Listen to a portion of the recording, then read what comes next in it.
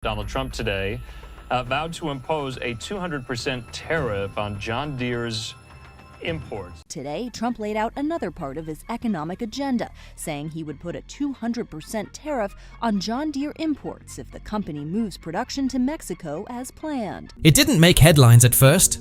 There was no loud political standoff, no dramatic announcement, just a quiet policy shift. A single bureaucratic change that sent shockwaves through the heart of America's agricultural machinery industry. Overnight, John Deere, a symbol of American farming tradition, was brought to a standstill. Factory floors fell silent. Dealerships stood empty. Farmers were left waiting for parts that never came. There were no threats or ultimatums from Canada, just a change in the rules. A new layer of logistical complexity was introduced, one that slowed the flow of critical components to a crawl. And while John Deere struggled to stay afloat, global competitors swooped in, seizing the opportunity with ruthless precision. No one had seen it coming. Not John Deere, not Washington, not the American farmers now left scrambling. Why would Canada weaponize bureaucracy? How did China and South Korea so quickly capitalize on the chaos?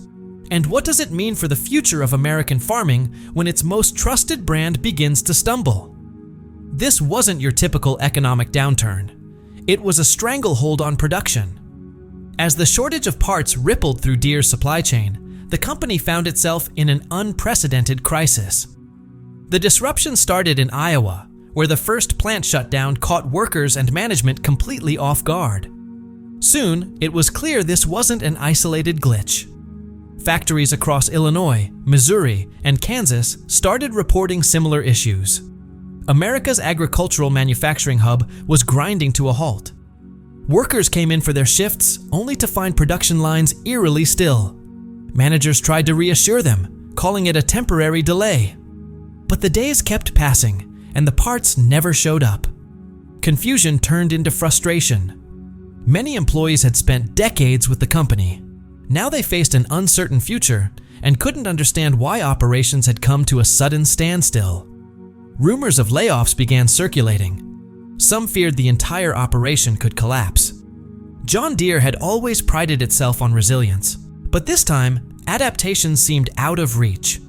There was no backup plan for a border bottleneck of this scale, especially not during peak production season. Workers were left in limbo, unsure if they'd be called back or permanently let go. Families who had depended on steady paychecks now faced difficult financial decisions. Attempts to source parts from other suppliers failed.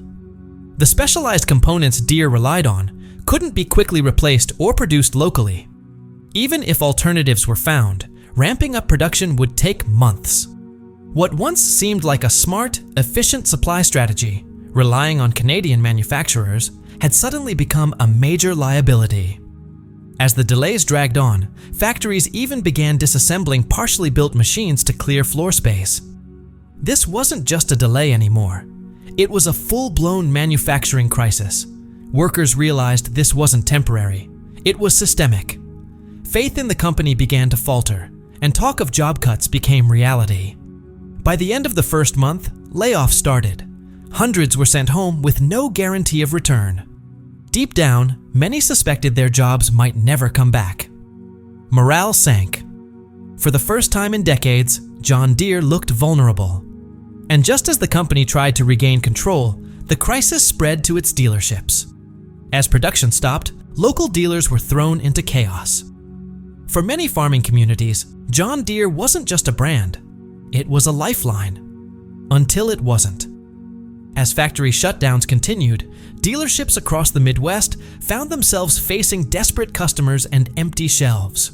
Farmers showed up, hoping to get the parts they needed to repair vital equipment. But there was nothing in stock.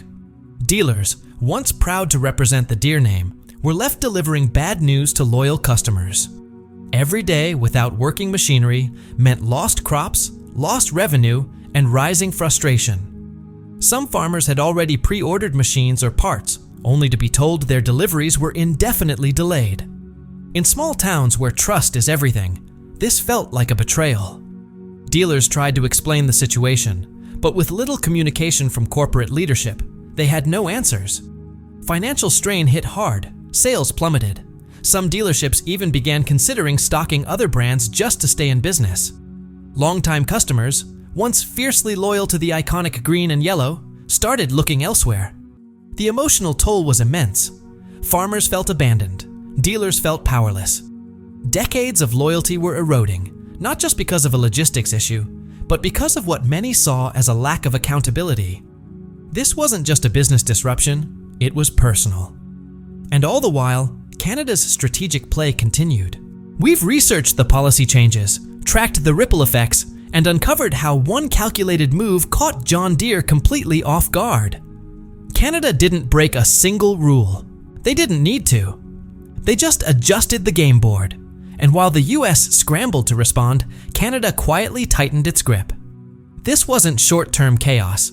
It was long-term dominance, cleverly disguised as policy. If you value deep dives like this, make sure to like and subscribe, because this is just the beginning. This wasn't just about disrupting business. It was about forcing American companies to completely rethink how they operate. Mark Carney's calculated strategy had one clear objective: push US manufacturers to bring production back home. By tightening the supply chain at a critical moment, Canada sent a message: rely on foreign parts and you risk everything. The political optics mattered. Canada came across as strategic and composed. The US, on the other hand, looked caught off guard and scrambling. The underlying goal was to make American dependence on foreign manufacturing seem like a liability. And while John Deere tried to adjust, a new crisis emerged, not from overseas, but right here at home. Farmers felt abandoned. Dealers had nothing left to offer. For farmers, loyalty runs deep, but only as long as the machines keep running. In small agricultural communities, John Deere is more than a brand. It's a symbol of trust and tradition, a partner through every season. So when equipment started breaking down and no parts were available, frustration turned into panic. Farmers depend on their tractors, balers, and harvesters to survive. But as supply chain disruptions dragged on, essential components stopped showing up altogether. Dealers who had built their entire reputations on always having the right part were suddenly left with nothing. Showrooms that once showcased gleaming new machinery now felt empty, as if the life had been drained from them. Across the Midwest, the story was the same. Engines were sitting without pistons. Hydraulic systems couldn't be assembled without pumps. Digital consoles remained useless because the software modules were stuck somewhere on the other side of the Canadian border. For farmers already dealing with unpredictable weather and rising costs, this was a breaking point. They couldn't even repair the equipment they already owned. In rural Nebraska, one dealership owner summed it up plainly: "We have the building, we have the brand, but we've got nothing to sell. It's like running a bank without money." Even lifelong John Deere loyalists started to explore alternatives, often reluctantly. Some farmers began scouring online forums and classified ads for second-hand parts or non-Deere machinery. Others, despite generations of brand loyalty, started eyeing foreign manufacturers. It felt like betraying a family tradition. But when survival is at stake, tradition comes second. One Kansas farmer put it bluntly: "I've bled green for 30 years, but loyalty doesn't fix a broken planter in the middle of planting season." The damage to dealerships was devastating. Customers who had placed deposits months ago started canceling. Others drove to neighboring counties, or even states, searching for dealers with any remaining stock. Trust that had been built over decades began to unravel. And while local dealers scrambled, a new wave of competition moved in, fast and quiet.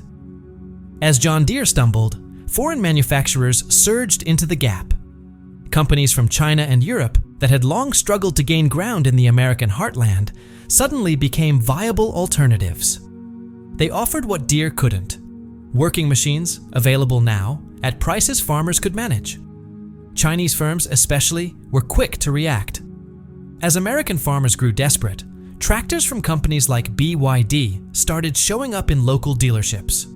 European brands like Sealass and Fendt, once known only to niche buyers, began gaining traction with American farmers, offering reliable equipment that could be delivered and serviced immediately. These companies had what Deere had lost: available parts, functioning logistics, and production capacity. One dealer in Oklahoma put it simply: farmers aren't picky when their crops are dying. They just need something that works. Practicality began to outweigh brand loyalty. Farmers who once wouldn't consider anything but John Deere were now writing checks for Chinese and European machines. And this wasn't just a move made out of desperation. Many of the new machines were state-of-the-art, efficient, reliable, and even came with service options Deere hadn't yet implemented. While Deere tried to recover, US states started taking matters into their own hands. With the federal government stalled and major manufacturers floundering, state leaders stepped up. The Midwest, home to countless farms and factories, couldn't afford to wait. Governors from Michigan, Iowa, and Ohio began reaching out directly to Canadian trade officials. Their mission was clear: get parts moving again. The irony was hard to miss. These were states that had overwhelmingly backed Trump, attracted by his promises to revive American industry. Now, they were negotiating independently behind the federal government's back to keep their local economies afloat. These governors weren't just making requests, they were pleading.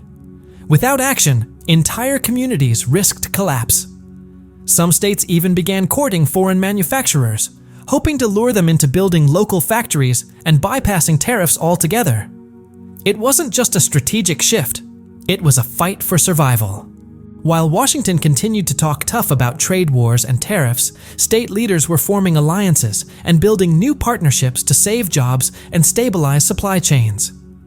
But even as states pushed back, the global agricultural landscape had already begun to change, and the ground was shifting beneath everyone's feet.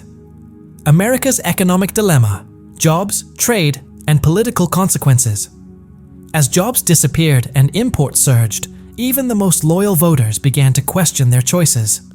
The collapse of John Deere's production chain didn't just shake up supply lines, it sent a shockwave through the heart of the Midwest. Entire communities, built around John Deere factories, suddenly faced rising unemployment. In towns where the green and yellow logo was a source of pride, the loss of factory work was more than just a hit to the wallet. It felt like the loss of identity itself. With layoffs mounting, the political atmosphere began to change. Voters who had strongly backed Trump's tough trade policies were now starting to question whether those policies had done more harm than good. What was meant to protect American industry had instead severely damaged one of its most iconic brands. Retaliatory tariffs, intended to bolster domestic manufacturing, ended up crippling Deere and other key players. Local economies took a hit. Cafes near factories closed early because there simply weren't enough workers around to fill the seats. Small businesses, once thriving on the spending power of farm communities, saw revenues plummet. Places that had relied for decades on the reliability of John Deere were now facing economic stagnation. At first, the frustration was directed at Canada. But over time, that anger shifted toward Washington. Farmers and factory workers alike felt betrayed by a government that had promised to revive the economy, but instead delivered instability. Grassroots movements began to form, pushing the administration to take action. Rural politicians, who had once cheered the tariffs, found themselves under fire at town halls, unable to defend a policy that was now clearly faltering. The tariffs, which were supposed to protect American jobs, had backfired. Instead of encouraging domestic growth, they made it more appealing for companies to move production abroad. Even Deere began exploring options to shift manufacturing outside the US to avoid further losses. As the pressure mounted, protests and community meetings sprang up across the Midwest. Local leaders found themselves facing hard questions and few answers. Amid this unrest, something unexpected happened. Voters started calling for practical solutions instead of party-line talking points. The conversation began to shift from ideology to real-world impact. Rural America, once a stronghold of nationalist rhetoric, began demanding policies focused on economic stability rather than political bravado.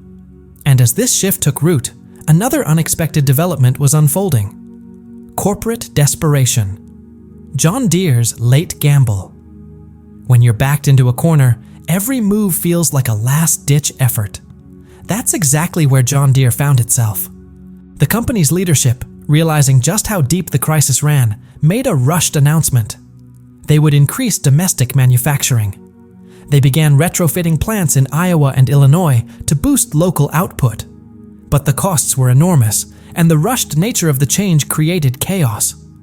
Bringing back workers wasn't enough. Machines that had been idle for months needed expensive upgrades. Supply partners, many of whom had already moved on to servicing other brands, were hesitant to return.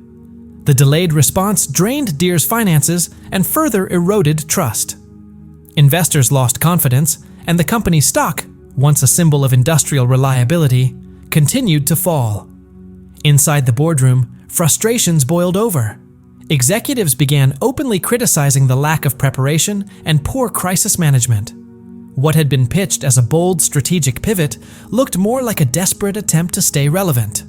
And as Deere struggled to steady itself, other countries saw opportunity in the chaos unfolding in America's manufacturing sector. Japan's strategic reassessment, a nation under pressure. Governors from Michigan, Iowa, and Ohio began reaching out directly to Canadian trade officials. Their mission was clear: get parts moving again. The irony was hard to miss.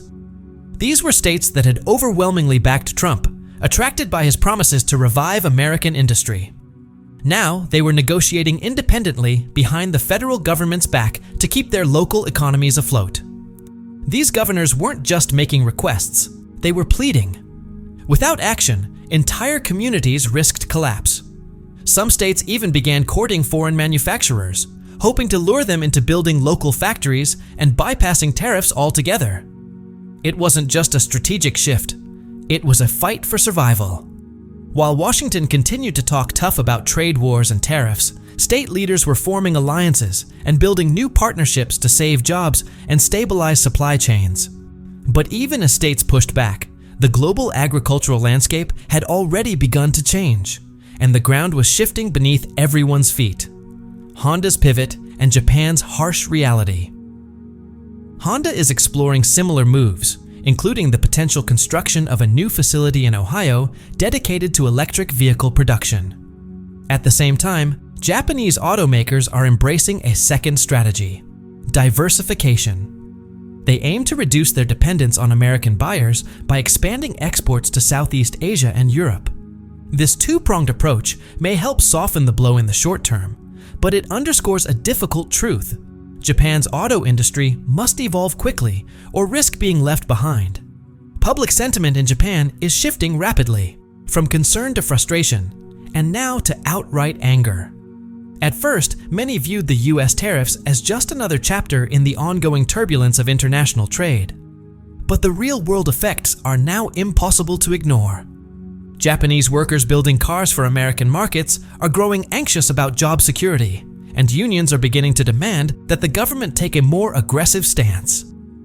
Protests have become a regular sight outside government buildings. Citizens are calling for policies that protect domestic jobs rather than catering to American trade pressure. But while Japan scrambles to respond, other Asian nations are quietly stepping into the vacuum. China and South Korea, unexpected winners. As Japan reels from the fallout, China and South Korea are moving quickly to fill the gap, with strategy, speed, and precision. Long regarded as industrial powerhouses, both countries are now positioning themselves to become major players in the US automotive market. As Japanese manufacturers struggle to adjust, Chinese and South Korean brands are capitalizing on the moment. Companies like BYD and NIO are leading the charge, expanding their US presence at an accelerated pace. Taking advantage of the space left by Japanese firms, BYD recently announced plans to build 2 new assembly plants in Texas and California, both focused on producing affordable electric vehicles. At the same time, NIO is partnering with local dealerships to extend its reach, offering attractive incentives to encourage them to carry its models. Their strategy is clear: saturate the market with cost-effective, dependable electric vehicles, just as legacy automakers are still adjusting to a wave of new regulations. South Korea has taken a slightly different, but equally effective approach. Hyundai, already well established in the US, is significantly increasing production at its existing plants in Alabama and Georgia. The company is also accelerating the release of its new electric crossover, targeting environmentally conscious consumers looking for alternatives to legacy brands. By maintaining a strong US manufacturing presence, Hyundai avoids the trade penalties that have plagued Japanese firms. And they're not just surviving, they're thriving. What makes China and South Korea's strategy particularly effective is their adaptability. Rather than resisting tariff changes, they're using them to their advantage. By investing in local production and forming strategic partnerships with American suppliers, these companies are not only solidifying their positions in the market, they're also earning the trust of US consumers. As prices from traditional manufacturers climb, many American buyers are now turning to these emerging brands. The result is a powerful shift in the automotive landscape, one driven not just by economics, but by the ability to adapt and deliver in uncertain times. Europe's shockwave. Luxury brands in the crossfire. While Asian automakers are adapting quickly to the changing global trade landscape, Europe is facing a crisis of its own. Unlike their nimble Asian competitors, European luxury car brands are caught in a difficult situation that could reshape their role in the global auto market. Luxury giants like Mercedes-Benz and BMW aren't just losing customers, they're losing their entire pricing strategy. For years, these brands have held a prestigious place in the American market, representing status, craftsmanship, and engineering excellence. But the new tariffs have thrown their business models into disarray, forcing a painful reassessment of everything from pricing to production strategy. Unlike mass-market manufacturers, European luxury brands can't easily shift production to other countries to dodge tariffs. Their identity is built on precision engineering, European-made components, and carefully controlled manufacturing standards. Moving production to the US could erode the quality and exclusivity that justifies their premium prices. Yet absorbing the cost of tariffs isn't a sustainable option either. For instance, Mercedes is facing an average 15% increase in per-vehicle costs, pushing even its entry-level models out of reach for many buyers. Some European automakers are now considering pulling back from the US market entirely. BMW is evaluating whether it should reduce the number of models it offers in the US, focusing only on the most profitable, high-end vehicles. Audi is responding by offering more flexible leasing terms in an effort to shield customers from rising costs. But the deeper challenge is preserving the value of their brands. If these companies choose to manufacture locally, they risk diluting the craftsmanship their reputation is built on. If they don't adapt, they risk becoming irrelevant as American consumers increasingly turn to more affordable Asian-made alternatives. And while Europe struggles with this balancing act, American automakers see a chance for revival. Detroit's comeback, the new normal. Once considered outpaced by global competition, American car companies are sensing an opportunity to reassert dominance on their home turf. As Europe's luxury segment falters, US automakers are poised to make a comeback. This isn't just a temporary shift, it's a major transformation of the automotive industry. What began as a trade strategy has evolved into a total restructuring of global manufacturing priorities. One of the biggest changes, the rise of American-made electric vehicles. With tariffs driving up the price of imported cars, companies like Ford and General Motors are doubling down on local production. They're investing billions into domestic EV manufacturing, betting that American consumers will favor affordable, locally built options over expensive imports. Consumer attitudes are shifting too. As imported vehicles become pricier, more buyers are taking pride in choosing American brands. What used to be a symbolic decision is now rooted in economics and practicality. For the first time in decades, US car makers aren't just trading on legacy.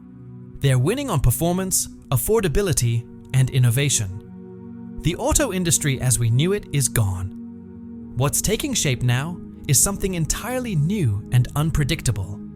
A changed industry, an uncertain future. The future of the global auto market is being rewritten in real time. The ripple effects are already being felt across industries, from agriculture to advanced manufacturing. And as the dust begins to settle, it's clear this isn't just a momentary disruption, it's a complete transformation. If this story made you rethink the future of American manufacturing, we want to hear from you. How do you think companies like John Deere will recover? What will this mean for rural communities that rely on them? Don't forget to subscribe to Timefold for more deep dives like this. We're tracking every shift so you don't have to. Thanks for watching, and we'll see you in the next video.